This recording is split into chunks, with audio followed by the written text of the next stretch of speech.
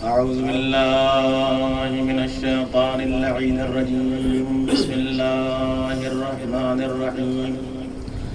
الحمد لله رب العالمين. الصلاة والسلام على أشرف الأنبياء والمرسلين طه وياسين بالقاسم محمد صل على وعلى أهل بيته الطيبين الطاهرين المظلومين المنتخبين المنتجبين ولعنة الله على أعدائهم وقتلتهم ومنكري فضائلهم وغاصب حقوقهم أجمعين. أما بعد فقد قال علي بن أبي طالب كفى بي فخرا أن أكون لك عبدا وكفى بي فخرا أن تكون لي ربا. نہج البلاغہ مولائی کائنات کے ان عظیم و جلیل خطبات کا مجموعہ ہے کہ جس میں حضرت نے ہر موضوع پر مدلل بحث فرمائی اور کسی بھی سائل کے سوال کو ناقص نہیں چھوڑا، بلکہ ایسا جامع اور معنی جواب دیا کہ جس سے وہ حیران و ششدر و انگشت برندہ ہوا. عزیزوں، نہج البلاغہ وہ کتاب ہے کہ جس میں اللہ کی عظمت کو بیان کیا گیا، جس میں رسول کی جلالت کو بیان کیا گیا، رسول کی عظمت کو بیان کیا گیا، جس میں قرآن کی جلالت کو بیان کیا گیا. نہج البلاغہ وہ کتاب ہے کہ جس میں جہاں آدم کا تذکرہ وہاں ابلیس کی حزیمت بھی ہے، جہاں نوح کا پاکیزہ کردار ہے وہیں دشمنان نوح کی بد کرداریاں بھی، جہاں جناب موسیٰ کا تذکرہ کیا گیا وہیں جاہل جادوگروں کی شکست کا بھی ذکر بھی ہے. لہذا نہج البلاغہ وہ کتاب ہے کہ جس میں ہر اسرار و رموز کے ذریعے سے ہمیں آگاہ کیا گیا، بنی نوع انسانی کے ہر مسائل کو اس میں ذکر کر دیا گیا. عزیزوں، نہج البلاغہ وہ کتاب ہے کہ جس میں بھائی سے بھائی کے برتاؤ بتلائے گئے، جس میں والدین کے حقوق سمجھائے گئے، جس میں پڑوسیوں کے حقوق بتلائے گئے. یہ نہج البلاغہ جس میں ہر اسرار سے، ہر رموز سے، ہر پہلو سے گفتگو کی گئی. عزیزان گرامی، اسی نہج البلاغہ کا خالق کے تمام کلمات اور تمام باتیں میرے مولا کی اس کتاب میں نہ آ سکی، لیکن جب میرا مولا ہمیں مفہوم عزت سے آگاہ کر رہا ہے اور یہ کہہ رہا ہے کہ کفا الہی کفا بی عزا ان اکون لک عبدا وکفا بی فخرا ان تکون لی ربا، یعنی مفہوم عزت سے میرا مولا ہمیں آگاہ کر رہا ہے کہ دیکھو مفہوم عزت کیا ہے، عزت کسے کہتے ہیں. اب عزیزان گرامی، آپ دیکھیں کہ عزت کے لیے متلاشی ہر انسان ہے، اس دنیا میں رہنے والا، بسنے والا، جس ذات کا ہو، جس مذہب کا ہو، جس مشرب کا ہو، ہر وہ انسان چاہے وہ اعلیٰ ہو یا ادنا ہو، چاہے وہ گورا ہو یا کالا ہو، چاہے وہ سید ہو یا غیر سید ہو، چاہے گاؤں کا ہو یا شہر کا ہو، وہ دیہات کا ہو یا بادیے کا ہو، کسی بھی قریے کا، دیہات کا، کہیں کا بھی رہنے والا انسان ہے. بس یہی وہ تلاش کر رہا ہے، یہی وہ چاہتا ہے کہ پروردگار میری زندگی اس دنیا میں عزت کے ساتھ گزر جائے. یعنی ہر انسان کی یہ چاہت ہے، ہر انسان کی یہ خواہش ہے کہ میری زندگی اس کائنات میں عزت کے ساتھ گزر جائے، بسر جائے. عزیزان گرامی، ہر انسان چاہ رہا ہے کہ ہم کو عزت مل جائے. عزت کا متلاشی ہر انسان ہے، لیکن عزیزان گرامی انسان عزت تصور کسے کرتا ہے؟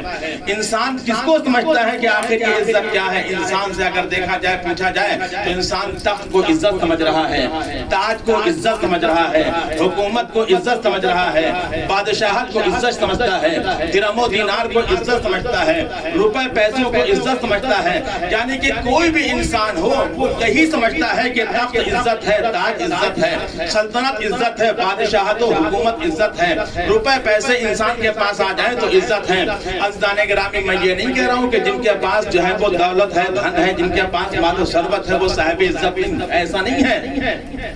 بلکہ پروردگار عالم نے بہت سے لوگ ایسے بھی دنیا میں خلق کیے کہ جن کو اللہ نے عزت سے بھی سرفراز فرمایا اور دولت سے بھی بے تحاشا نوازا. جیسے جناب سلیمان ہیں، جناب یوسف ہیں، اور اس کے علاوہ پروردگار عالم نے ایسے بھی بہت سے افراد رکھے کہ جن کو دولت سے تو نوازا مگر عزت سے محروم رکھا، جیسے فرعون، حامان، شداد، نمرود. یہ وہ لوگ ہیں کہ جن کے پاس بے تحاشا دولت تو دولت ہی دولت ہے مگر عزت سے محروم رکھا۔ معلوم یہ ہوا کہ عزت اور شے ہے، دولت اور شے ہے۔ انسان کی اگر دولت بڑھتی چلی جاتی ہے تو آتش حرص اور بڑھتی چلی جاتی ہے۔ انسان کو سکون نہیں مل پاتا ہے کہ اتنے دولت کو مل جانے کے بعد انسان صبر کر لے، شکر کر لے، انتظار کر لے، لیکن عزیزان محترم جتنی دولت بڑھی اتنی آتش حرص بڑھی۔ معلوم یہ ہوا کہ دولت ایک الگ شے کا نام ہے، عزت ایک الگ شے کا نام ہے۔ اب عزیزان گرامی دنیا کا تو یہ اصول ہے، دنیا کا کانسیپٹ ہے، دنیا کا نظریہ ہے یہ کہ عزت کو تخت کو عزت سمجھ رہا ہے، تاج کو عزت سمجھ رہا ہے، حکومت کو عزت سمجھ رہا ہے، روپے پیسوں کو عزت سمجھ رہا ہے۔ آئیے بارگاہ امیر المومنین میں پوچھیں کہ یا علی آپ کے نزدیک عزت کسے کہتے ہیں؟ تو میرا مولا یہ کہتا ہوا نظر آئے گا کہ نہ تخت عزت ہے، نہ تاج عزت ہے، نہ دولت عزت ہے، نہ حکومت عزت ہے، نہ خلافت عزت ہے، نہ بادشاہت عزت ہے، نہ درہم و دینار عزت ہے۔ اگر میرے نزدیک عزت ہے تو بس یہی کہ اے میرے رب میں تیرا بندہ ہوں، تو میرا رب ہے۔ ایک صلوات پڑھتے ہیں محمد و آل محمد پر۔ معلوم یہ ہوا کمال عبدیت کو عزت کہتا ہے، یعنی جب عبدیت معراج پہ جا رہی ہوتی ہے تو عزت میں اضافہ ہوتا چلا جا رہا ہے۔ یعنی انسان کی جتنی عبدیت میں انسان جتنا اپنے سر کو اللہ کے راہ میں جھکاتا چلا جائے گا اللہ اس کی عزت کو بلند کرتا چلا جائے گا۔ کمال عبدیت کا نام عزت ہے۔ اور عزیزان گرامی جب عبدیت جب معراج پہ پہنچ رہی ہوتی ہے تو خود قدرت یہ کہتی ہوئی نظر آتی ہے کہ وَلِلَّهِ الْعِزَّةُ وَلِرَسُولِهِ وَلِلْمُؤْمِنِينَ کہ عزت تو اللہ کے لیے ہے، اس کے رسول کے لیے ہے، مومنین کے لیے ہے۔ تو عزیزوں جب مومنین صاحب عزت ہوئے تو خود امیر المومنین مرکز عزت ہوئے۔ صلوات پڑھتے ہیں محمد و آل محمد۔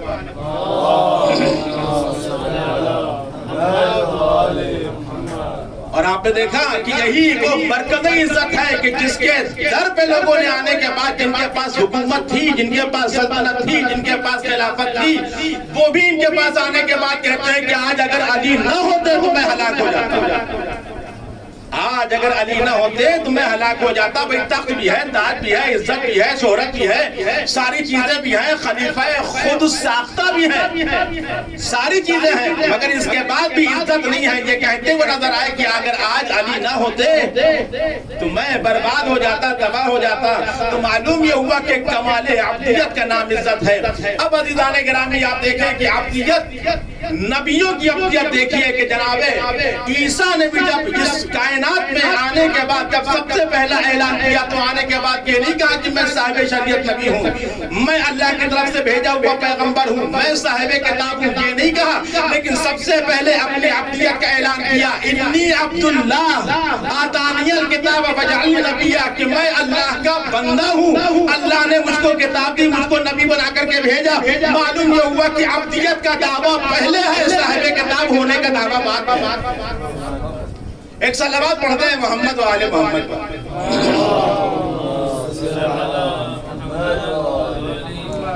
معلوم یہ ہوا کہ جب نبی بھی اس کائنات میں آئے تو آنے کے بعد اپنی عبدیت کا اعلان پہلے کر رہا ہے، اس کے بعد یہ کہتا ہے کہ اللہ نے مجھ کو نبی بنا کر کے بھیجا، اللہ نے مجھ کو صاحب کتاب بنا کر کے بھیجا، اللہ نے مجھ کو کتاب دی۔ میں کہوں گا کہ یا علی جب آپ بھی اس دنیا میں آئے تھے تو آنے کے بعد آپ نے کہا دست نبوت میں آنے کے بعد یا رسول اللہ کہیے تو میں توریت سنا دوں، کہیے تو میں انجیل سنا دوں، کہیے تو میں زبور سنا دوں، کہیے تو میں قرآن سنا دوں، لیکن آپ نے اس کی دلیل میں آپ نے کتاب پڑھ کے سنائی نہیں۔ لیکن سلام آپ کے اوپر کہ جب آپ نے جب تلاوت کی تو سورہ مومنون کی تلاوت کی۔ میں کہوں گا یا علی آپ نے کتاب پڑھی کیوں نہیں؟ کتاب پڑھی کیوں نہیں؟ تو شاید جواب مولا کائنات ہے میرے نادان تجھے نہیں پتا، ارے میں تو اس کے انتظار میں تھا کہ جو عالم انوار میں میرے ساتھ ساتھ تھا تاکہ تقریر قرآن علی کرے، تصدیق قرآن نبی کرے۔ صلوات پر محمد و آل محمد۔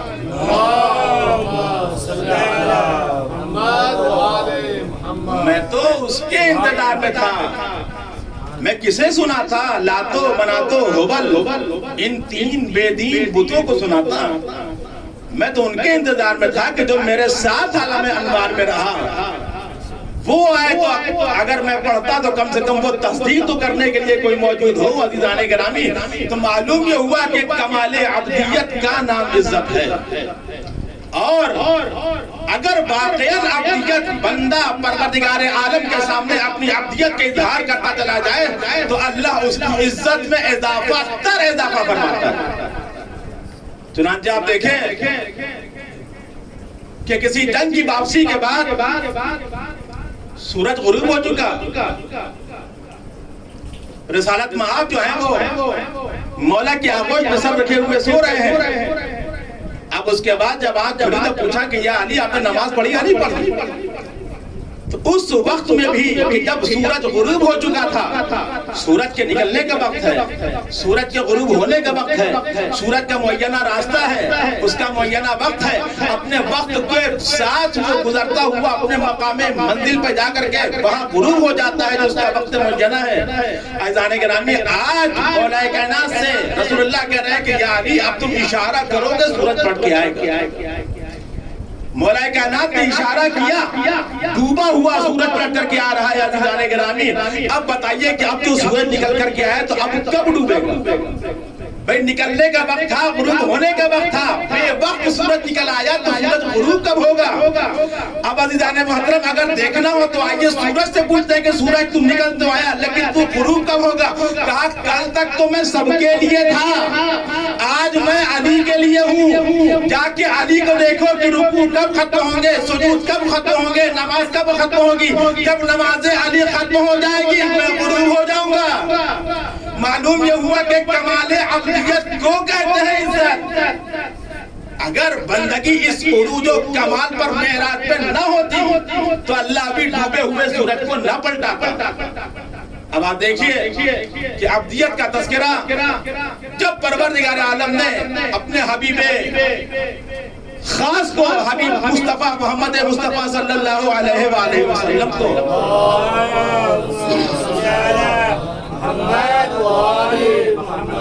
جب معراج کی سیر کے لیے بلایا تو کیا کہا؟ یہ نہیں کہا کہ اپنے طٰہٰ کو بلا رہا ہوں، یہ نہیں کہا کہ یاسین کو بلا رہا ہوں، یہ نہیں کہا کہ مزمل کو بلا رہا ہوں، یہ نہیں کہا مدثر کو بلا رہا ہوں، بلکہ کیا کہا؟ سبحان الذی اسریٰ بعبدہ لیلا من المسجد الحرام الى المسجد الاقصی. کہ پاک و پاکیزہ ہے وہ ذات جو لے گئی اپنے بندے کو راتوں رات. کہاں سے؟ مسجد حرام سے مسجد اقصی تک. کس کو لے کر گئی؟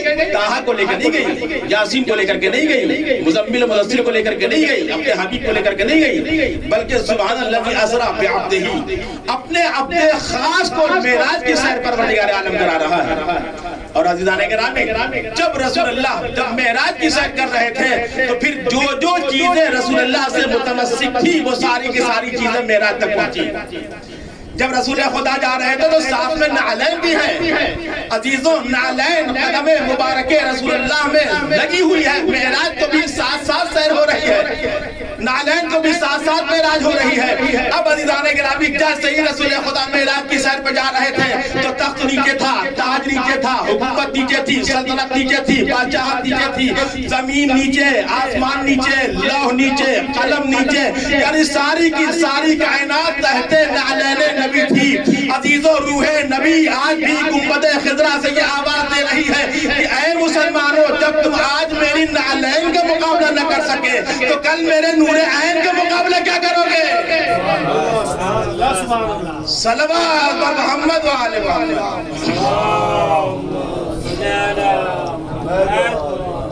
محمد. جب تم آج میری نعلین کا مقابلہ نہیں کر سکتے تو کل میرے نور عین کا مقابلہ کیا کرو گے؟ عزیزان گرامی، معلوم یہ ہوا کہ نبی معراج کی سیر پہ جا رہے ہیں. عبدیت کی معراج ہو رہی ہے، نبوت کی معراج نہیں ہے، رسالت کی معراج نہیں ہے، عبدیت کی معراج ہو رہی ہے. اور عزیزان گرامی، کس لیے بلایا معراج کے اوپر؟ تاکہ اپنی آیات کبریٰ کو نشاندہی کرا دیں، آیات کبریٰ کو دکھلا دیں. اب عزیزان گرامی، آیات کبریٰ کیا ہے؟ کیا جنت آیات کبریٰ میں سے نہیں؟ جوان جنت تو ان کے بچے ہیں. اچھا، تو پھر کیا کوثر ہے؟ نہیں، کوثر بھی ان کے بعد بنی. آخر آیت کبریٰ ہے وہ کون سی چیز؟ تو عزیزان گرامی، مولا کائنات نے کہا کہ آیت کبریٰ کوئی اور شے نہیں ہے. وَمَا لِلَّهِ آیَةٌ أَكْبَرُ مِنِّي. وَأَنَا آیَةُ اللَّهِ الْأَكْبَرُ کہ اللہ کے پاس مجھ سے بڑی کوئی آیت نہیں ہے بلکہ میں اللہ کی سب سے بڑی آیت ہوں، میں اللہ کی سب سے بڑی آیت ہوں۔ کس لیے بلایا؟ تاکہ آیت اللہ سب سے بڑی نشانیاں دکھلا دیں۔ اب عزیزان گرامی آپ دیکھیں کہ رسول سے بڑا کوئی مہمان تو ہے نہیں دنیا میں، اور اللہ سے بڑا کوئی مہمان نواز نہیں۔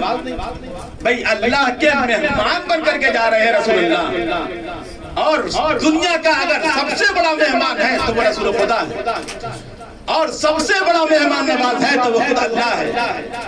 لہذا مہمان کے لیے مہمان نواز کو چاہیے کہ اپنے آنے والے مہمان کا ایسا خیال رکھے کہ اسے کسی چیز کی کمی نہ ہونے پائے، کل کو کوئی شکایت نہ ہونے پائے، آنے والا مہمان پرسکون یہاں سے واپس جائے کہ ہاں میری مہمان نوازی خوب کی گئی، میں جب وہاں پہنچا تو میرے ساتھ جو اچھا برتاؤ کیا گیا۔ اب عزیزان گرامی آنے والے مہمان سے پروردگار عالم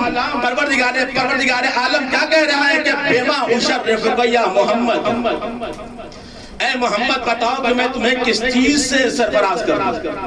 کیا جنت دے دوں؟ کہا جنت تو پہلے دے چکا۔ کہا کوثر دے دوں؟ ساقی کوثر تو میرے بھائی کو بنا دیا۔ کہا حور و خلمان تمہارے حوالے کر دوں؟ کہا یہ تو ہمارے ابا سے خادم و خادمہ ہے۔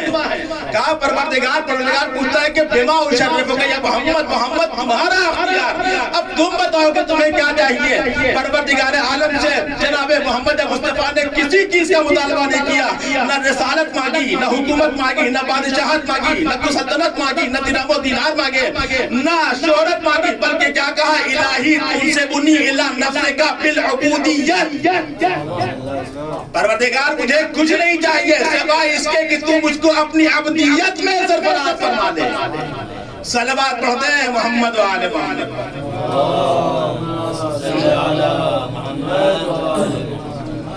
اپنی عبدیت میں سرفراز فرما لے۔ معلوم یہ ہوا کمال عبدیت کا نام عزت ہے۔ عزیزان گرامی جتنی عبدیت بلند ہوتی چلی جائے گی، عزت میں اضافہ ہوتا چلا جائے گا۔ عزیزان گرامی جیسے ہی فرمایا کہ تمہیں کس چیز سرفراز کر دوں، فرماتے ہیں کہ پروردگار مجھ کو اپنی عبدیت میں سرفراز فرما لے، اپنی عبدیت سے نواز دے۔ تو پروردگار عالم نے بھی وہاں پہ کہا کہ اوہا الی عبدہ ما اوہا، کہ میں نے اپنے عبد خاص کے اوپر وہ وحی کی جو مجھ کو کرنا چاہیے تھی۔ معلوم یہ ہوا کہ عبدیت کو ساری چیزیں نوازی جا رہی ہیں۔ اگر عبدیت بلند ہو جائے، باکمال ہو جائے تو عزت بھی اس کو بے مثال ملتی ہے۔ معلوم یہ ہوا کہ کمال عبدیت کا نام عزت۔ اب عزیزان محترم جب پروردگار عالم نے کہہ دیا کہ اوہا الی عبدہ ما اوہا، کہ میں نے اپنے عبد خاص کے اوپر وہ وحی کر دی جو مجھ کو کرنا چاہیے تھی، اب یہ کیسے پتا چلے گا کہ کون سی ایسی وحی تھی کہ جو کرنا چاہیے تھی اور اللہ نے کر دی؟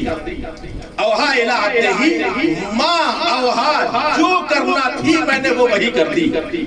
اب عزیزان گرامی آخر اس لفظ ما کا راز کہاں معلوم ہوگا؟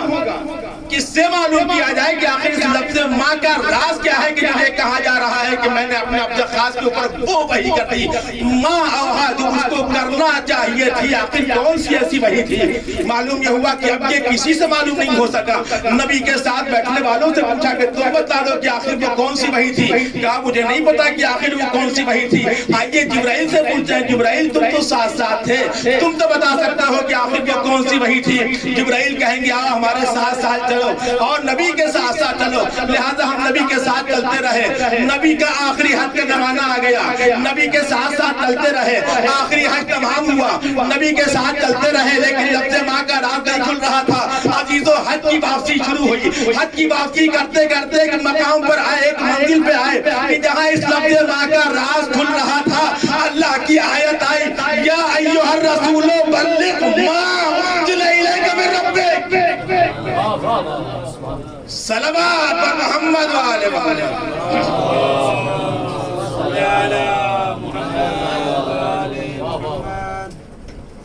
ایک اور صلوات پڑھتے ہیں محمد و آل محمد پر۔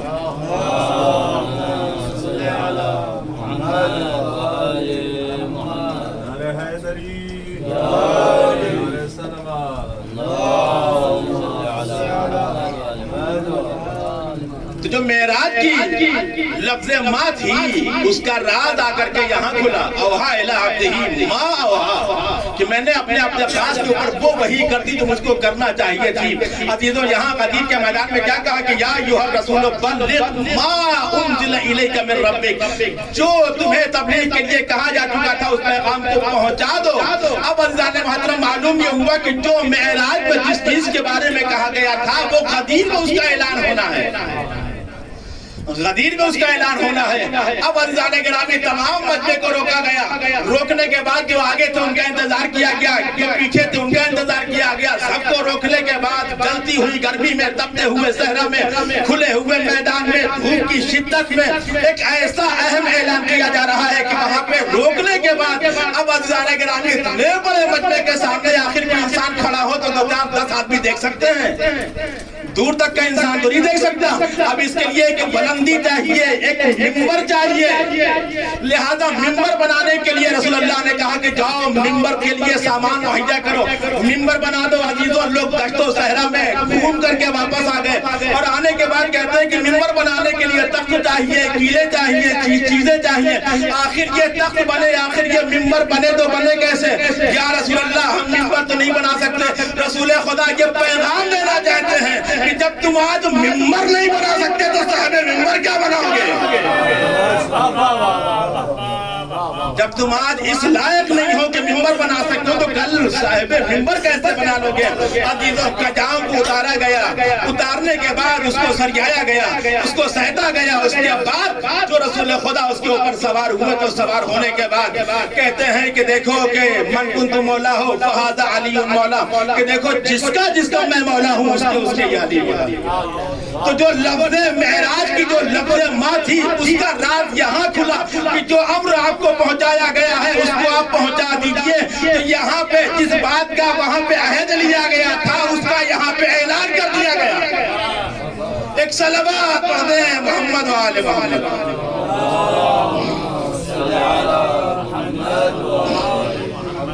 اس چیز کا اعلان کر دیجئے کہ جس سے آپ سے عہد لیا جا چکا تھا، جو بات آپ سے کہی جا چکی تھی اس کو آپ پہنچا دیجئے۔ اب عزیزان گرامی رسول خدا نے اعلان کر دیا، لوگوں نے مبارکبادیں دینا شروع کر دی، مبارکباد چلتی رہی اور رسول اللہ نے کہا کہ جو حاضر ہیں وہ غائب کو جا کر کے بتلا دیں کہ میں نے کیا پیغام دیا، میں نے کس کو مولا بنایا ہے، اور اس علی کی محبت اب سب کے اوپر فرض ہو چکی ہے، لازم ہو چکی ہو، چاہے وہ مرد میں ہو یا وہ عورت ہو۔ لہذا اب علی سے محبت کرنے والوں کا ایک سلسلہ ہے اور علی سے دشمنی کرنے والوں کا ایک سلسلہ۔ مردوں نے بھی علی سے محبت کی، عورتوں نے بھی علی سے محبت کی، اور عورتوں نے بھی علی سے نفرت کی اور مردوں نے بھی علی سے نفرت کی۔ علی سے محبت کی مثالیں مردوں میں دیکھی جائیں تو ایسے لوگ ہیں کہ حجاج بن یوسف اسی بغداد کا گورنر بن کر کے آیا تھا کہ جناب کمیل کو علی کی محبت میں قتل کر دیا گیا، جناب سعید بن جبیر کو علی کی محبت میں قتل کر دیا گیا۔ اور جب یہ خبر پہنچی ہے اور اس نے یہ اعلان کرا دیا کہ اب کوئی علی کا نام لینے والا نہ ہو، علی کا تذکرہ کرنے والا نہ ہو، علی کی محبت کا دم بھرنے والا نہ ہو، اگر یہ ہمیں معلوم ہو جائے گا کہ علی کی محبت کا دم بھرنے والے یہاں پہ ہوتے ہیں تو اس کا سر قلم کر دیا جائے گا، اس سے دلیل پوچھی جائے گی۔ عزیزان گرامی لیکن جو واقعاً علی کی محبت کا دم بھرتے تھے اور جو واقعاً علی سے محبت کرتے تھے انہوں نے دلیلیں بھی سامنے رکھی، اس کے بعد جہالت کو بھی قبول کیا۔ لہذا اسی میں ایک نام آتا ہے جناب حرہ بن سعدیہ کا۔ آپ نے خبر پہنچی حرہ بن سعدیہ کی سپاہیوں نے یا چغل خوروں نے جا کے یہ بات کہہ دی کہ ایک علی کی چاہنے والی ایک خاتون ہے۔ لہذا جناب حرہ بن سعدیہ کو بلایا گیا دربار میں اور بلانے کے بعد کہا کہ حرہ ہم نے سنا ہے کہ تم خلفاء سے علی کو افضل سمجھتی ہو۔ جناب حرہ کہتی ہیں کہ تم نے بالکل غلط سنا، ایسا بالکل نہیں ہے۔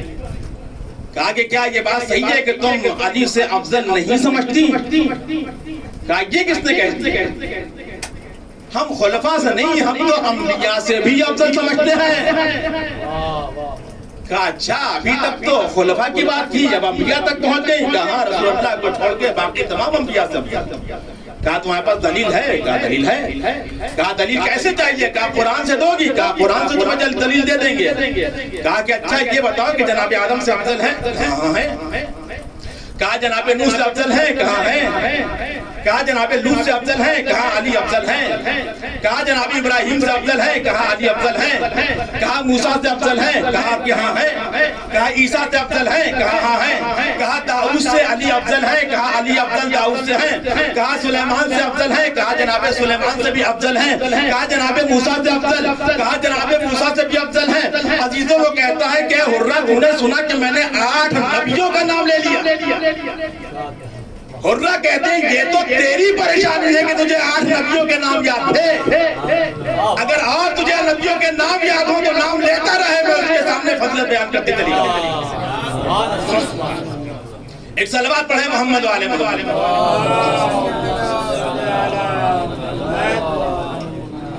اب عزیزان گرامی کہا اچھا بتاؤ کہ آخر جناب آدم سے علی کیسے افضل ہوئے؟ جناب حرہ کہتے ہیں کہ قرآن میں تم نے نہیں پڑھا کہ بعث آدم ربہ فغوا، کہ جناب آدم نے ترک اولا کیا تو ان سے تمام نعمتیں اور جزائیں چھین لی گئیں۔ یہ قرآن کہہ رہا ہے جناب آدم کے لیے، تو کہا اس میں افضلیت مولا کائنات کی کون سی ہے، علی کی افضل کون سی ہے؟ کہا کہ قرآن میں آدم کے لیے کہا گیا کہ بعث آدم ربہ فغوا، لیکن مولا کائنات کے لیے کہا گیا وَكَانَ سَعْيَكُمْ مَشْكُورًا، وَكَانَ سَعْيَكُمْ مَشْكُورًا، مولا کائنات کے لیے کہا گیا۔ کہا اچھا یہ بتاؤ کہ جناب نوح اور جناب نوح سے کیسے افضل؟ جناب حرہ کہتی ہیں کہ جناب نوح اور جناب لوط کی مثال ایک ساتھ دے دو؟ کہا کہ ہاں اگر جناب نوح اور لوط کی مثال ایک ساتھ دے سکتی ہو دے دو۔ کہا کہ تم نے قرآن میں نہیں پڑھا کہ جناب نوح اور جناب لوط کے بارے میں، ان کی بیویوں کے بارے میں قرآن یہ کہہ رہا ہے کہ ضرب اللہ مثلا للذین کفروا امرأۃ نوح ولوط وامرأۃ لوط، کہ اللہ نے ان لوگوں کے لیے مثال بنا دیا ہے 2 عورتوں کو، ایک جناب نوح کی بیوی کو وامرأۃ لوط جناب لوط کی بیوی کو، ان 2 خاتون کے لیے جس نے اللہ کا انکار کیا پروردگار عالم نے ان 2 خاتون کو مثال بنا دیا۔ وہاں پہ کہا کہ کیسی مثال؟ کیا کہا؟ فخانتاہما، ان دونوں نے اپنے نبیوں کے ساتھ خیانت کی۔ اب عزیزان گرامی خیانت کے مراد یہاں پہ کیا ہے؟ خیانت مراد یہ نہیں ہے کہ جسمی خیانت ہو، بلکہ اپنے نبی کے پیغام ان کے راز کو فاش کر دیتی تھی، ان کے پلان کو ختم کر دیتی تھی۔ جیسے ہی کوئی گھر میں آتا تھا اسلام قبول کرنے کے لیے، جا کے کہہ دیتی تھی ہمارے گھر میں دیکھو لوگ آ چکے ہیں اور وہ جو نبی ہے وہ بہکا رہا ہے، لہذا تم لوگ جا کے وہاں سے بھگاؤ۔ وہ لوگ آنے کے بعد ان کو مار پیٹ کے بھگا دیتے تھے۔ یہ خیانت تھی، یعنی اپنے گھر کے اپنے شوہر کے نبی کے راز کو فاش کر لینا، اس کو خیانت کہا جاتا ہے۔ لہذا ضرب اللہ مثلا للذین کفروا امرأۃ نوح وامرأۃ لوط، پروردگار عالم نے مثال قائم کر دی ہے ان 2 خاتون کے لیے، ایک نوح کی بیوی ایک لوط کی بیوی کے لیے، مثال قائم کر کے کہا کہ فخانتہما، ان دونوں نے خیانت کی۔ یہ دونوں کون سی تھی؟ کانتا تحت عبدین من عبادنا الصالحین، یہ دونوں میرے 2 نیک بندوں کے زیر اثر تھی، لیکن ان پر کوئی اثر نہ ہوا، اللہ نے ان دونوں کو جہنم کے حوالے کر دیا۔ کہا اس میں کون سی ایسی بات ہے؟ کہا دیکھا نہیں کہ نبی کے زیر اثر تھی مگر اللہ کے غضب کا شکار ہوئی اور جہنم کے حوالے کر دیا۔ نبی کی بیوی تھی نا، تو کہا کہ بتاؤ اس میں فضیلت کون سی؟ کہا فضیلت اس میں یہ کہ علی کی بیوی جناب فاطمہ الزہرا، نبی کی دختر نیک اختر، وہ تھی کہ جن کی خوشنودی سے اللہ خوشنود تھا، جن کے غضب سے اللہ غضبناک تھا۔ ایک صلوات پڑھ دیں محمد و آل محمد۔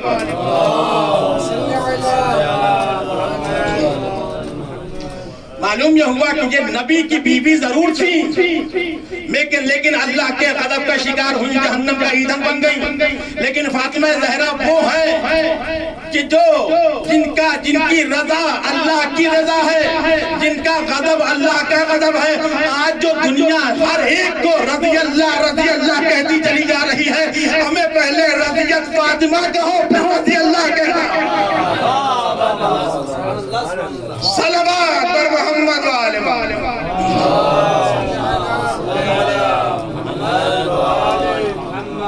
شرط اولین رضیت فاطمہ پہلے ہے، رضی اللہ بعد میں ہوا کرے گا۔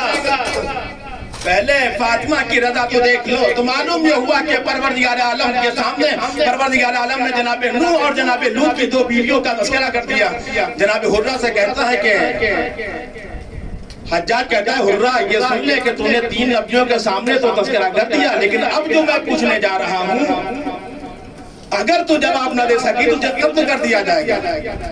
کہتی ہے کہ تو نے سعید بن جبیر کو قتل کیا، تو نے جناب کمیل کو قتل کیا، ہم بھی قتل ہونے کے لیے تیار ہیں، لیکن ہم سے علی کی فضیلت تو سن لو.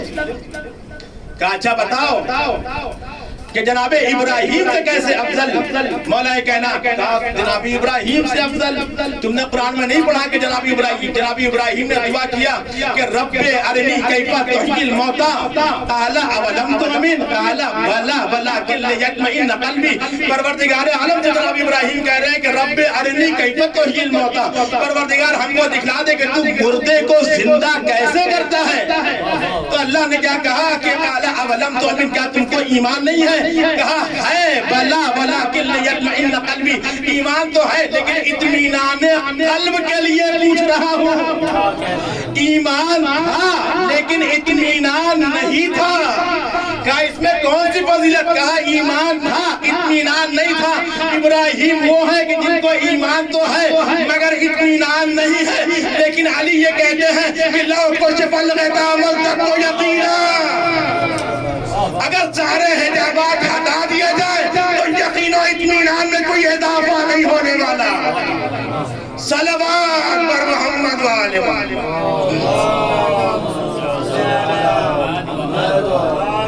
جناب ابراہیم وہ شخصیت ہے کہ جن کو اطمینان تو ہے لیکن اطمینان یقین تو ہے مگر ایمان ہے مگر اطمینان قلب کے لیے پوچھنا چاہ رہے تھے. اطمینان میں کمی تھی لیکن علی وہ ہیں کہ اگر سارے حجابات ہٹا دیا جائے تب بھی اطمینان میں یقین میں کوئی اضافہ نہیں ہونے والا. کہا اچھا اگر تو نے جناب ابراہیم کے سے بھی اگر تو نے موازنہ کر دیا اور بتا دیا کہ افضل ہے فضیلت ہے، ٹھیک ہے میں مان لیتا ہوں، لیکن یہ بتا دے کہ آخر جناب موسیٰ سے کیسے افضل؟ کہا اچھا جناب موسیٰ کے بارے میں تو نے قرآن نہیں پڑھا؟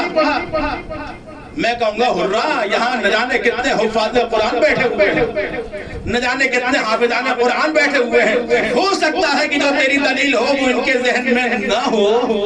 وہ فوراً کہتی ہے کہ کیا تم نے جناب موسیٰ کو نہیں دیکھا کہ جب جناب موسیٰ جب مصر سے نکل رہے تھے ایک انسان کو مارا تھا جو مر گیا تھا، اس کے بعد خوف اتنا زیادہ تھا کہ جب نکل رہے تھے فخرج منہا خائفا یترقب، جب مصر سے نکل رہے تھے تو خوف زدہ تھے، سہمے ہوئے تھے کہ ترقبو دائیں بائیں دیکھ رہے تھے تاکہ کوئی دشمن حملہ نہ کر دے.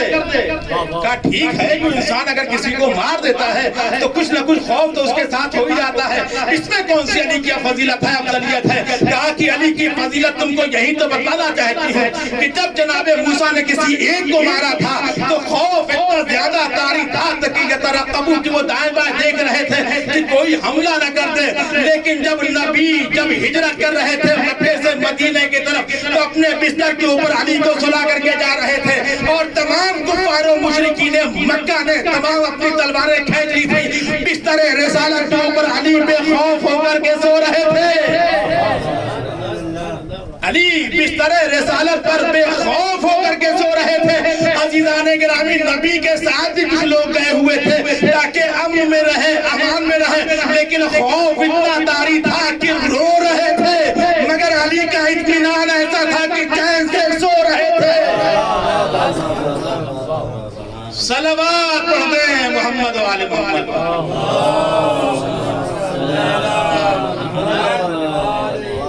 پھر پوچھا اچھا یہ بتاؤ کہ جناب داؤد سے بھی میں نے پوچھا تھا نا کہ افضل ہے یا نہیں ہے، تم نے کہا کہ ہاں. کہا تم نے پوچھا تھا، کیا بتاؤ جناب داؤد سے کیسے افضل؟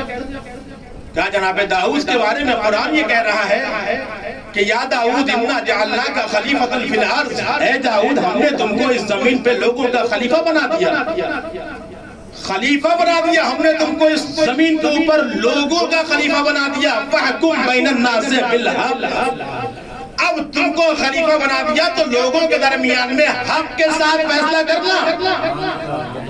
کہا کہ ٹھیک ہے حق کے ساتھ فیصلہ کرنا، تو جناب داؤد نے کون سا ایسا فیصلہ کر دیا کہ جو حق کے خلاف تھا؟ کہا تمہیں یاد نہیں ہے وہ کون سا فیصلہ تھا؟ کہا کہ کیا؟ کہا کہ دو لوگ تھے، ایک صاحب جانور تھا، اس کے پاس بھیڑ اور بکریاں تھی، اور ایک کے پاس کھیت تھا، باغ و باغات تھے، لہذا جس کے جانور تھے اس کے جانوروں نے، بھیڑ بکریوں نے جا کر کے باغ و باغات میں حملہ کیا اور سارے اس کے خوشے اور ساری اس کی جو ہے وہ ثمرات کو کھا لیا، چوپٹ کر دیا۔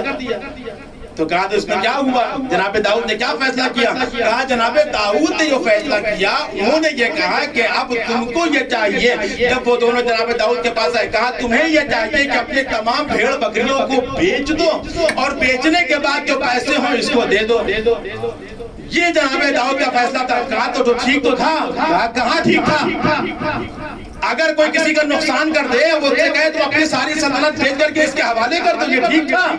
کہا پھر کیا ہوا؟ کہا جناب سلیمان نے وہاں پہ کہا کہ یا نبی اللہ، آپ کو فیصلہ ایسا نہیں کرنا چاہیے تھا، آپ کو یہ کرنا چاہیے تھا کہ جو ان دمبیوں سے بھیڑ بکریوں کے دودھ نکلے اور جو اس کے جو بدن کے جو بال ہیں اس کو بیچ کر کے اس کے حوالے کر دیں، تاکہ اس کا بھی نقصان نہ ہونے پائے، اس کا بھی نقصان نہ ہونے پائے، کیونکہ اس کے یہاں کھیت بچا ہوا ہے، درخت بچا ہوا ہے، پھل نکلے ہوئے ہیں، غائب ہوئے ہیں، کھائے گئے ہیں، تباہ ہوئے ہیں، لہذا یہاں بھی اس کی تمام چیزیں باقی رہیں، جو پھل ہے، جو بال ہے، جو اوپری چیزیں ہیں، وہ اس کو دے دیا جائے۔ تو یہاں پہ کہا کہ اچھا، تو پھر اس میں فضیلت مولا کائنات کیسے ہے؟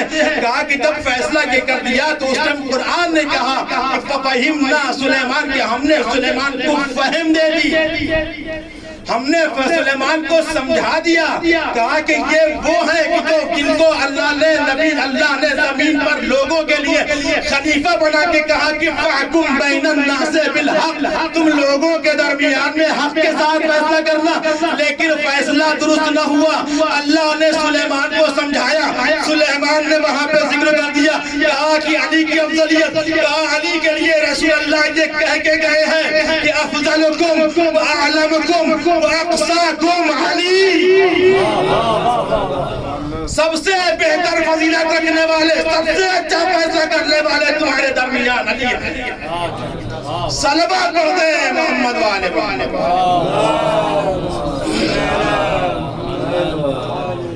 اچھا، جناب سلیمان کا تذکرہ تو نے کر دیا، جناب داؤد کا، جناب سلیمان سے بتا کہ جناب سلیمان سے کیسے افضل؟ جناب سلیمان سے بھی افضل ہے۔ جہاں میں نے تجھے اتنے جواب دیے تو کیا سمجھتا ہے کہ میں یہ جواب دینے سے قاصر رہ جاؤں گا؟ کہا جناب سلیمان کے بارے میں، کہا جناب سلیمان اللہ سے کہہ رہے تھے کہ رب اغفر لی وہب لی من لدنک وہب لی ملکا لا ينبغي لأحد من بعدی، کہ اے پروردگار مجھ کو معاف کر دے لیکن مجھ کو ایک ملک دے دے جو میرے بعد کسی اور کے لیے سزاوار نہ ہو۔ تو اس میں کون سی ایسی بات ہے؟ اگر کوئی دعا کرے، ملک مانگے، دولت مانگے، سلطنت مانگے اللہ سے اور اللہ اس کو دے دے، تو اس میں کون سی ایسی مشکل ہے؟ کہا کہ یہی تو تمہیں بتانا چاہتی ہوں کہ علی کی افضلیت کیسے ثابت ہے۔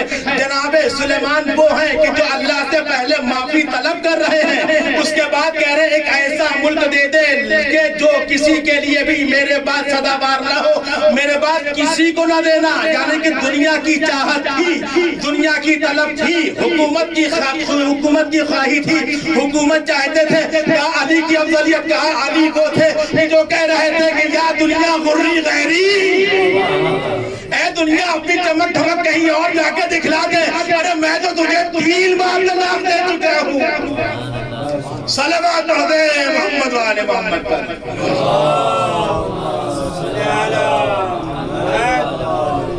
کہا سلیمان کے اندر چاہتے دنیا تھی مگر علی کے اندر چاہتے دنیا نہیں تھی۔ اب عزیزان گرامی، اس نے کہا کہ اچھا ورنہ یہ سن لے کہ میں نے تجھ سے 7 نبیوں کے بارے میں پوچھ چکا میں اور تو نے جواب دے دیا، بس یہ آخری نبی کے بارے میں تجھ سے پوچھتا ہوں، اگر تو نے جواب دیا تو ٹھیک ہے، اگر جواب نہ دیا تو یہی تجھے سر دربار تجھے قتل کر دیا جائے۔ اور اللہ نے کہا کہ قتل ہونے کے لیے تیار ہوں، لیکن اپنے سوال کو لے کہ تو کس سے پوچھنا چاہتا ہے، کس نبی کے بارے میں معلوم کرنا چاہتا ہے کہ میں علی کو افضل گردان دوں تیرے سامنے اس نبی سے؟ کہا کہ یہ بتاؤ کہ جناب عیسیٰ سے کیسے افضل؟ کہا اچھا جناب عیسیٰ تجھے بس آخری نبی یاد آ گئے، اس کے بعد زمانہ فترت تھا پھر آخری نبی تھے، تو سن کہ جناب عیسیٰ کے بارے میں اللہ کہہ رہا ہے کہ یا عیسیٰ ابن مریم انت قلت للناس اتخذونی وخذونی وامی، کہ اے عیسیٰ ابن مریم کیا تم نے کہا تھا کہ ہم کو اور میری ماں کو اپنا رب قبول کر لو؟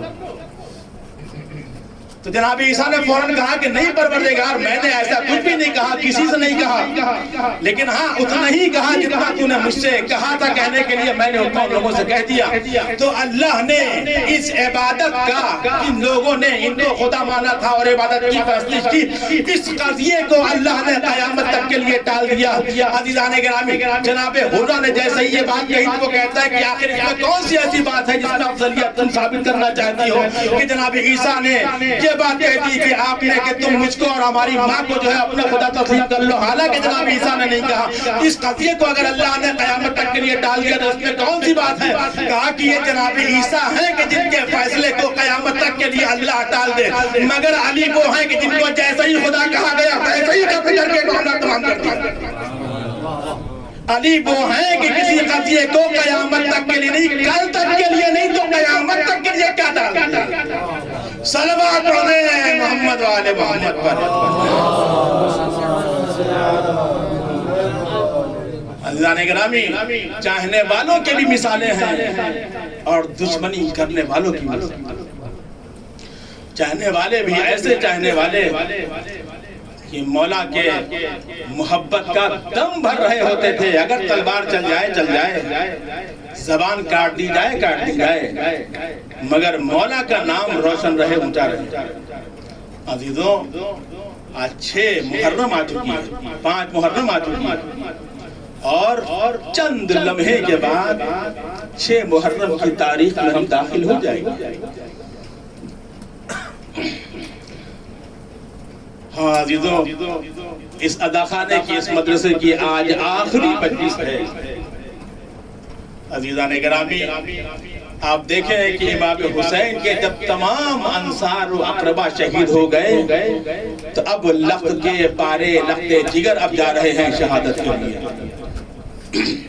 عزیزوں، جب سب کے سب شہید ہو چکے تو ایک مرتبہ امام حسین علیہ السلام کے پاس جناب علی اکبر آئے، اور آنے کے بعد جناب علی اکبر کہتے ہیں کہ بابا سب رخصت ہو چکے، میرا چچا بھی رخصت ہو چکا، بابا اب مجھے رن میں جانے کی اجازت دے دیجئے۔ عزیزان گرامی، جناب علی اکبر کو کس طریقے سے رن میں جانے کی اجازت امام حسین دیتے؟ ارے علی اکبر تو وہ تھے کہ امام نے ان کے حق میں دعا کی تھی، دعا کے ذریعے سے علی اکبر آئے تھے۔ عزیزوں، جب رسول خدا کو جب دیکھنا چاہتے تھے، ان کی یاد ان کے اندر جب آئی تو جب رسول خدا کو دیکھنا چاہتے تھے، اللہ نے جناب علی اکبر کو ان کے حوالے کیا۔ عزیزوں، علی اکبر کو دیکھ کر کے سکون مل جاتا تھا، مدینے میں دیکھنے والے علی اکبر کو دیکھ کر کے رسول خدا کی یاد کو تازہ کر لیتے تھے۔ عزیزوں، اتنا چاہنے والا بیٹا نواسا اپنے بیٹے علی اکبر کو کیسے میدان پہ رخصت کر دے؟ عزیزوں، لیکن جب دیکھا کہ اب کوئی نہیں ہے، عزیزوں جناب علی اکبر جب اجازت کے لیے کہتے جا کے اپنی اماں سے اجازت طلب کر لو۔ عزیزوں، علی اکبر خیمے میں آئے، مادر گرامی سے اجازت طلب کی۔ ماں نے کہا بیٹا تم میرے بیٹے ضرور ہو، مگر 18 برس تک تم کو تمہاری پھوپھی نے پالا ہے، جا کے اپنی پھوپھی سے اجازت طلب کر لو۔ عزیزوں، علی اکبر پھوپھی اماں کے پاس آئے، آنے کے بعد کہتے ہیں پھوپھی اماں اب مجھ کو رن میں جانے کی اجازت دے دیجیے، میرا بابا تلو میرا بابا تلو تلہا رہ چکا ہے۔ عزیزو، جناب زینب نے علی اکبر کو کس طریقے سے اجازت دی ہے؟ علی اکبر اجازت طلب کرنے کے بعد آئے، آگے کہتے ہیں بابا اجازت مل چکی، ماں نے بھی اجازت دے دی ہے، پھوپھی اماں نے بھی اجازت دے دی ہے، لیکن اب جناب علی اکبر کو امام حسین کیسے رخصت کرتے ہیں؟ عزیزو، سامنے علی اکبر کھڑے ہوئے ہیں، علی اکبر کو امام حسین بغور دیکھ رہے ہیں، کبھی سر دیکھتے ہیں، کبھی چہرہ دیکھتے ہیں، کبھی سینہ دیکھتے ہیں، پورا قد دیکھتے ہیں، ایک ایک مرتبہ کہتے ہیں علی اکبر جاؤ جا کے خیمے سے الوداع کر لو. عزیزوں علی اکبر خیمے میں آئے, آنے کے بعد الوداع کر رہے ہیں. عزیزوں مورخ لکھتا ہے مقتل میں ملتا ہے کہ کبھی خیمے کا پردہ اٹھتا تھا, کبھی گر جاتا تھا. عزیزان گرامی میں کہوں گا کہ ممکن ہے کہ کبھی کوئی بی بی تھام لیتی ہو, کبھی کوئی بی بی اس کا دامن تھام لیتی ہو سکتا ہے کہ جناب سکینہ نے دامن تھام لیا ہو. اے بھیا جا تو رہے ہو, خدا حافظ. ہاں عزیزان گرامی جناب علی اکبر آئے, امام حسین نے سوار کیا. سوار کرنے کے بعد کہتے جاؤ میرے لال, خدا حافظ. جناب علی اکبر میدان قتال میں آ کر کے جنگ کرتے جا رہے ہیں. عزیزوں جنگ کرتے جا رہے ہیں, مگر نشانے پہ جتنے بھی سورما تھے ان کو قتل کرتے تھے کہ اب ان میں سے جو بچے گا میرے بابا کے مقابلے میں آئے گا. عزیزوں آنے کے بعد کیا خوب رجز پڑھا ہے, اور رجز پڑھنے کے بعد عزیزوں جناب علی اکبر حملہ کرتے جاتے ہیں. لیکن عزیزوں ایک خبر یہ آئی امام حسین کے پاس کہ علی اکبر کے مقابلے میں ایک بہت بڑا بہادر آ چکا ہے. عزیزوں امام حسین نے خیمے میں آ کر کے کہا اے لیلا میں نے نانا سے سنا ہے کہ بیٹے کے حق میں ماں کی دعا جلد قبول ہوتی ہے. ارے کوئی نامی گرامی پہلوان آ چکا ہے, تم اپنے لال کے حق میں دعا کرو. جناب لیلا کہتی ہے بیویوں میرے پاس آ کے بیٹھ جاؤ. ارے میں دعا کرتی ہوں تم آمین کہنا. اے یعقوب سے یوسف کو ملانے والے, ارے اللہ میرے بیٹے کو مجھ سے ملا دے. اے اللہ علی اکبر کو مجھ سے ملا دے. عزیزوں دعا تمام نہ ہوئی تھی کہ خبر آئی کہ علی اکبر آ چکے ہیں. جناب علی اکبر نے آنے کے بعد بابا سے ملاقات کی. امام نے کہا خوب بیٹا تم نے خوب جنگ کی. عزیزوں لیکن علی اکبر کہتے ہیں بابا ارے پیاس کی شدت مارے ڈالتی ہے, ارے زبان خشک ہو چکی ہے. امام نے کہا میرے لال تم سے زیادہ ہماری زبان خشک ہے. اگر تمہیں یہاں اس کے بعد لیکن جب پانی کی سبیل نہ ہو چکی. عزیزان گرامی کوئی اگر بچہ اپنے باپ سے پانی مانگے, کوئی ایسی چیز مانگے کہ جو اس کو شدت سے اس کو ضرورت ہو, اگر باپ نہ دے سکے تو عزیزان گرامی اس باپ پہ کیسی کیفیت گزرتی ہے. امام نے کہا میرے لال اپنی سوکھی ہوئی زبان میرے دہن میں رکھ دو, شاید تم کو سکون مل جائے. عزیزوں علی اکبر نے باپ کے دہن میں سوکھی ہوئی زبان کو رکھا, زبان کو رکھنا تھا کہ فوراً کھینچتے ہیں, کہتے ہیں کہ اے بابا ارے مجھ سے زیادہ تو آپ کی زبان خشک ہو چکی ہے. عزیزوں امام نے اپنی انگشتری اتاری, علی اکبر کو دی اپنے دہن میں رکھ لو. دہن میں رکھنے کے بعد اب کہتے ہیں بیٹا پھر سے خدا حافظ. اب علی اکبر جو خدا حافظ ہو رہے ہیں عزیزوں ہم پلٹ کے علی اکبر نہ آئیں گے. صبح سے جو بھی گیا پلٹ کے نہ آیا. علی اکبر بھی اب جائیں گے تو خدا حافظ ہے. عزیزان گرامی علی اکبر وہ ہیں کہ جب جا رہے تھے تو امام حسین نے کہا کہ پروردگار میں ان کی طرف اس کو بھیج رہا ہوں کہ جو شکل میں صورت میں گفتار میں بول چال میں تیرے نبی سے مشابہ ہے, تیرے نبی سے مشابہ. ہاں عزیزان گرامی رسول اللہ کی شبیہ ہے جو اب مقتل میں جا رہی ہے. ارے یہ شبیہ کچھ دیر میں قتل کر دی جائے گی, مٹی میں ملا دی جائے گی. ہاں عزیزوں علی اکبر کو احساس ہوا کہ کوئی پیچھے سے آ رہا ہے. عزیزوں پلٹ کے دیکھا علی اکبر نے, کیا دیکھا لڑکھڑاتا ہوا میرا بابا, کمر کو تھامے ہوئے میرا بابا. اے بابا مجھ کو رخصت کر چکے تھے بابا, پھر کیوں آ رہے ہیں؟ کہا میرے لال اگر تم بھی صاحب اولاد ہوتے تو یہ سوال نہ کرتے. ہاں عزیزو امام نے کہا علی اکبر ارے جب تک ممکن ہو میں دکھتا رہوں دیکھتے رہنا, مڑ مڑ کے دیکھتے رہنا. علی اکبر سوار ہوئے مقتل کی طرف بڑھ رہے تھے, مڑ مڑ کے دیکھتے جا رہے تھے. ایک مرتبہ گرد و غبار کا حجاب عائد ہوا, علی اکبر باپ کو دیکھ نہ سکے. اب جو مقتل میں اترے عزیزوں سب نے مل کے حملہ کرنا چاہا, لیکن حسین بن النمیر نے ایک کمین گاہ سے چھپ کر کے ایسا حملہ کیا کہ برچھی سینے میں دھرائی, برچھی سینے میں دھرائی. علی اکبر گھوڑے سے گرے, بابا کو آخری سلام کیا. امام حسین دوڑتے ہوئے گرتے ہوئے اٹھتے ہوئے لڑکھڑاتے ہوئے مقتل تک پوچھے اے علی کی صدا بلند کر رہے ہیں، میں کہوں گا یا حسین، ارے کس علی کو بلا رہے ہیں؟ نجف میں سونے والا علی یا اس میدان میں گرنے والا علی؟ عزیزان گرامی، امام حسین مقتل میں پہنچے، کیا دیکھا؟ کلیہ جوان ہے، اپنی ایڑیوں کو رگڑ رہا ہے۔ عزیزوں سامنے جا کے کھڑے ہوئے، کھڑے ہونے کے بعد کہتے ہیں بیٹا آخر کون سا درد ہے جو تم کو عطا پا رہا ہے؟ سینے سے ہاتھ نہ ہٹا، کہا بابا سینے میں پرچی کی علی ٹوٹ چکی ہے، امام کا کلیجہ ہل گیا، اب میرے لال کے کلیجے میں تکلیف ہو چکی ہے۔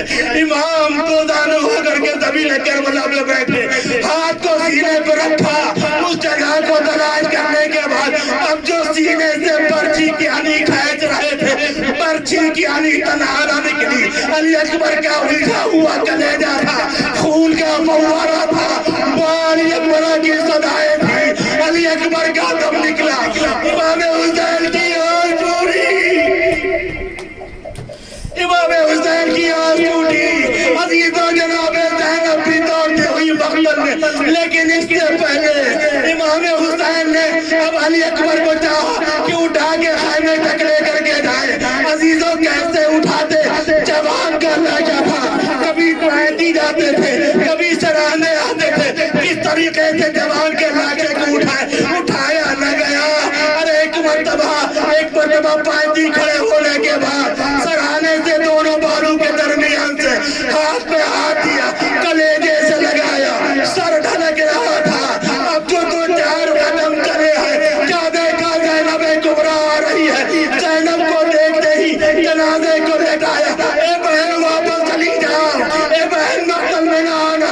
عزیزوں یہ کہنے کے بعد جو واپس کیا، اب حسین جب لاشے کی طرف جھکے ہیں تو کمر تو ٹوٹی ہوئی تھی، ہمت نے بھی ساتھ چھوڑ دیا، جوان کا لاشا اٹھایا نہ گیا۔ ارے بنی ہاشم کے بچوں کو بلایا، اے بنی ہاشم کے بچوں آؤ، آکے جوان کا لاشا اٹھانے میں میری مدد کرو، بچوں کو جنازہ اٹھانا نہیں آتا، کوئی آگے سر پکڑ رہا تھا، کوئی آگے قدموں سے لٹک رہا تھا۔ ہاں علی اکبر کا دم تو نکل چکا تھا، علی اکبر کے ساتھ حسین کا بھی۔